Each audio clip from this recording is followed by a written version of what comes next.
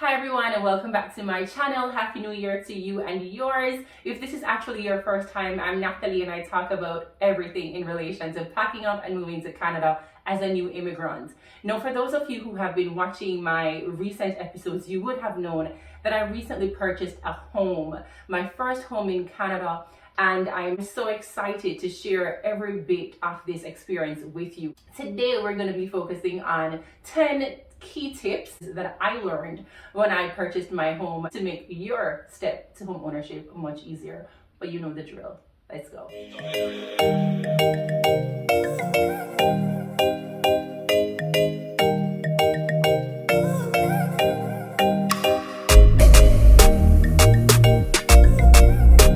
Okay, so tip number one, you need to get a good realtor. And if you are in Ontario, you know who I promote already, Paul Fuller. Paul is the man. Hello, his contact details are here. Anyways, on a very serious note, because he knows I'm always dramatic, Paul came back to me after he had done his comparables. He was like, no, we're not offering as much as you want to offer. I know you think that's the right offer to make, but we're not going to make that offer. And I eventually, based on his advice, offered $21,000 less than what I had in mind, and I still won the bid. That's $21,000 in my pocket that I never even had to begin with. So you need a realtor who has your back, who is not just about the commission, but wants you to get the very best deal. My second tip is to be patient. Now, you may not be like me. Listen. You may not be like me in the sense that the very first house that I saw and I fell in love with, and I said, I'm going to make an offer on this house, I won that bid. But the truth of the matter is that some people do not get the first home or the second or the third that they see and they want, and they get frustrated. Hence, a crazy bidding war. It is ridiculous when you look at what people are listing their homes at. Sometimes it really is just to toy with the market, and sometimes it's probably just what they're putting out there, but they do know it's not going to be sold for that. So you're going to get into the market and you're going to find that it's so competitive that when you make an offer, you may very well not be the person who gets that home. But you have to be patient. And tying into the patience bit is also the importance of a home inspection. No, I'm not saying if you're buying a home that's 2 years old, that's like critical. Like, I probably wouldn't have paid $400 for an inspection when it's a new build. For me, I purchased an older home. When you looked at it, like coming inside, you'd never know that it was a home built more than 5 years ago. But this home is older than I am. And so I required a home inspection. Fortunately for me, like, the sellers didn't have an issue with that. I paid for the inspection. I got a very good report, but I also knew the things that needed to be rectified. Those are things that you can try to negotiate from very early on prior to the end of the sale. Or those are things that you can start budgeting towards, but at least you won't have any surprises, right? So definitely wanting to get an inspection done. Next up on our list is, of course, a pre-approval. Now listen, I'm not going in any particular order, okay people? So just work with me. You need a pre-approval, I'd say, because there's so many deals that fall through the cracks and just fall through simply because people go and view homes that they definitely cannot afford. No, the very first home that I viewed, well, let me not even say in this region. I remember starting out my house hunting series all the way back in early 2021, and I went to Burlington, and I fell in love. I remember that house even now. I fell in love with that house, but it was well above what I would qualify for. So what could I do? Like, I just had to leave, feeling sad. Like, when would I ever be able to afford a home? Like, I kind of had just given up on buying a home anytime soon simply because I could not afford that. The type of salary that you need to afford a home like that, you don't want to be viewing homes that you just cannot afford, and then you want to know that the homes that you are viewing, the bank has already committed to you that, yeah, they will. Sellers love a firm deal, and so that's also something that's like a huge plus. So you want to get your pre-approval so that when you are going out and you are house hunting and falling in love with these homes and you are bidding on these homes, you're not bidding more than you can afford to bid. Okay, So definitely a pre-approval is critical. Next up, I'd say is location, location, location. Now, I always talk how I love Mississauga. I don't know, I think in the GTA, Mississauga is one of those cities that I just absolutely love. I absolutely love Mississauga. I also do love other cities, like I think Vaughan is beautiful, but then the price is just ridiculous. So sometimes you have to think also, especially as a new immigrant, get out of, the Toronto area and try to find yourself a home, not just a house like a little cube. You want to find a home, right? So definitely location is key. For me, I moved to the Waterloo region and so far I've been loving it. There's one city in this region I find to be a little country for me, but I honestly love this, like the fresh air when I, look through my window, whether I'm in my home office, which is here because it's also my filming studio, or in my bedroom or the guest bedroom or my living room, my dining room. Like, listen, first of all, having this much space is already refreshing, and then looking outside and you're just seeing nature, you're just, like the peace and the quiet. Like I really missed having this, and so I definitely do not regret moving outside of the GTA. Now, in addition to that, I wouldn't just say it's moving outside of the Greater Toronto area, but also moving out of Ontario. You have to be flexible. I know a lot of people, when they hear Canada, they're just thinking, oh, Toronto or oh, Vancouver. But the truth is, like for me, I initially wanted to move to Edmonton when I was coming to Canada. And my friend Shines was always like, no, goody. But then if you can't manage this, and I was like, but I want to buy a home within, and I don't know what time I had told him. The truth is that homes are much cheaper outside of Ontario. Not every city or every province, but homes tend to be better priced in places that you may assume are, not as popular. So for instance, I have a friend who, he has a massive home in Mountain, New Brunswick, and I almost considered moving there in 2021. Honestly, but then I met Jeff, and Jeff was like, yeah, we're not into that. We're not into that, right? And then there are also homes in like Calgary. Their homes are not as pricey, and it's not as competitive as it is in Ontario. So you have to be flexible, okay? Another thing I'll share too is you have to be mindful when you're purchasing a home. Read the details, because oftentimes you see, certain things and you don't know that they're not even included in the sale. So you do have a few homes where they may say the washer and dryer aren't included. That's not the norm, but you do have some of those.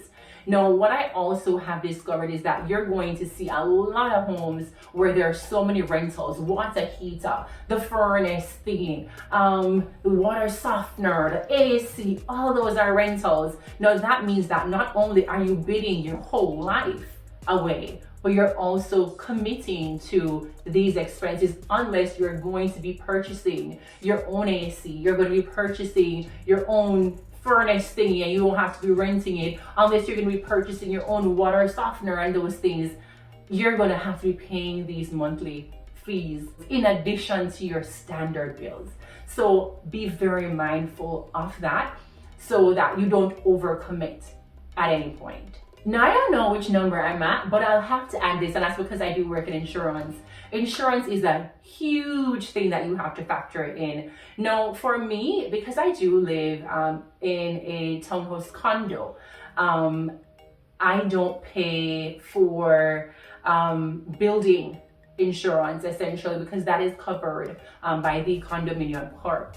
Now, there are lots of pros and cons to that, and I'll probably get to that in a minute, but definitely try to get a quote before you buy somewhere. I did mention before that Alberta, for instance, will have lots of homes that are much cheaper, but here what you may find higher insurance rates in some cases. Why? Because in some parts of Alberta, for instance, they're more prone to natural disasters like lots of flooding, etc. And then you have other cities that have other issues. I remember even recently when they had a tornado, I think it was in Barrie. I think it was 2021. Yeah, it was 2021. And I can just imagine it hit home because I know people in Barrie. And I realized, in my reading and on the news, that it's something that is expected in Barrie and other areas along that side of Ontario. And so you can just imagine then, because of that risk, it's going to impact your insurance rate. And that's just what it is. On that same note too, I will say, I mentioned that I live in a condo townhouse. Personally, I wanted a freehold where I wouldn't have to pay any condo fees.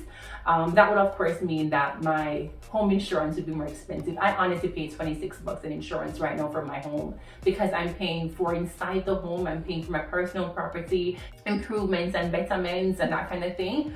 So I do pay less in insurance, but with the condo corporation, if there are certain disasters, if the amount of money that you are insured to is not sufficient, then what that means is that we are required to put the rest. And so that can be very risky for some people because you may not have that money, but you have to ensure that you are adequately insured.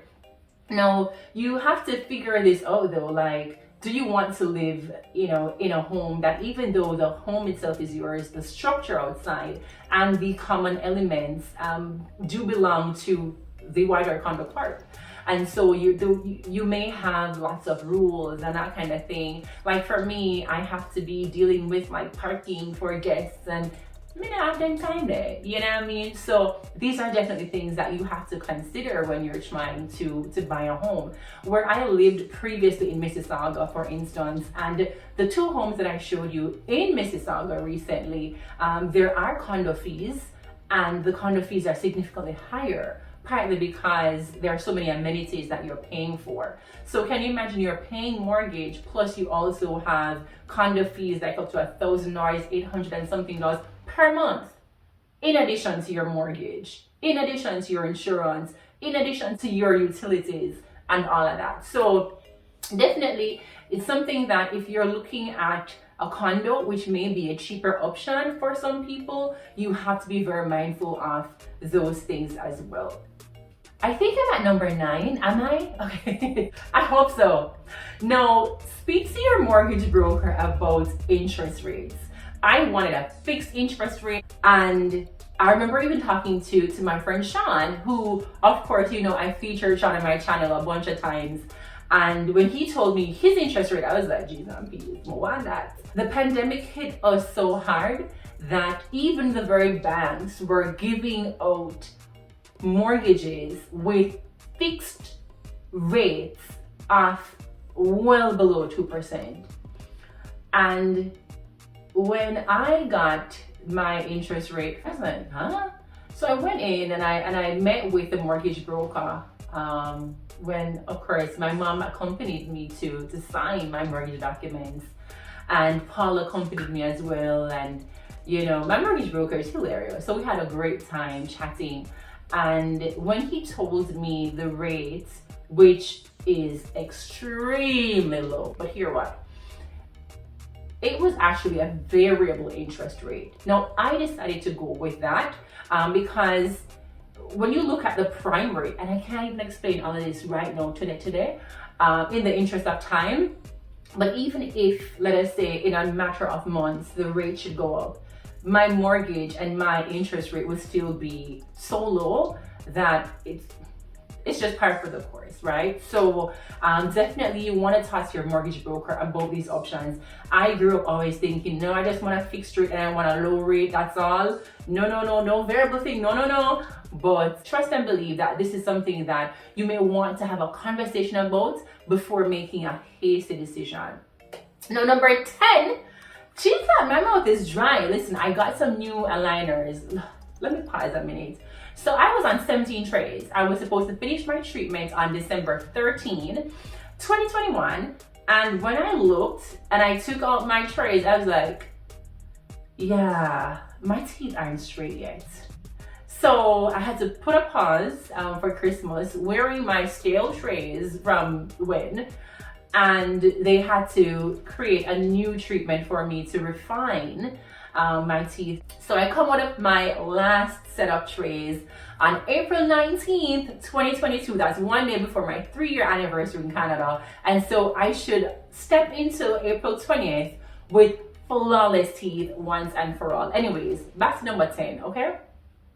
So another thing I'll add to all the gems that I've shared, I hope these have been gems, is being very mindful of the deposit. Now I'll tell you, listen, for those of you who are Jamaicans, I got 3 in maths on my 3rd attempt, 3 in CXC, okay? For those of you who are not Jamaicans, wherever you're from, it's when you're leaving high school, you need to do exams to help you get into college or university. Yeah, I got 3, which is at the cusp of failure, okay? And that was on my 3rd attempt. So I was never a mathematician, but over the years, I have definitely become very savvy when it comes on to dollars and cents. If I that me good at, that me good at. No, when I determined the percentage that I was going to put on my home, I did not realize how the calculations work. So for instance, if the home costs over $1 million, you're looking at 20%, right? 20%. If, let us say, the home is under 500,000, then you can put your 5%. Now let's say you're gonna buy a home that's 600,000 and you say you want to put 5% down. It's not 5% of 600,000. It's 5% of the first 500,000 and then the 10% of that balance, right, on the sale price. That confused the heck out of me. Anyways, these are my 10 tips. I don't know how long I've been talking and I think I've been so excited. Listen, I'm so stoked to share with you this journey. I keep talking about this, but let me tell you, I'm on Pinterest every day. I'm on YouTube supporting other channels. Listen, if you are new to this channel or you've been watching me and you haven't subscribed yet, please listen. This helps the algorithm by watching my videos and liking my videos and subscribing to my channel. I love and respect everyone for their support. I have so many new ideas. I have basically an incomplete basement. I have 0 experience. I don't know if we even cut a piece of wood, right? Jeff does not either, right? And we are going to renovate that basement. In addition to that, there are other spaces in this home that, although they're already finished, I want to add my own sparkle on it, right? So I want to share that with you. And you know I love the outdoors. I'm a summer goodie. And so I'm going to be doing a lot of do's in my outdoor space. So I can hardly wait to share these future episodes with you. As I said, I'm pacing myself because I don't want to start sharing and then there's a huge gap. And so let's pace ourselves. In another couple of weeks, I'll drop my first episode about my home ownership journey. I'm so excited. Anyways, thank you guys for watching to the very end. As I said, I love each and every one of you for the support. We're taking positive vibes all the way through 2022. If you like this video, please click that you like the video. Please subscribe to my channel. Please share with a friend and ring off the notification bell so that you'll be notified when I post a new video here on this channel. Bye guys.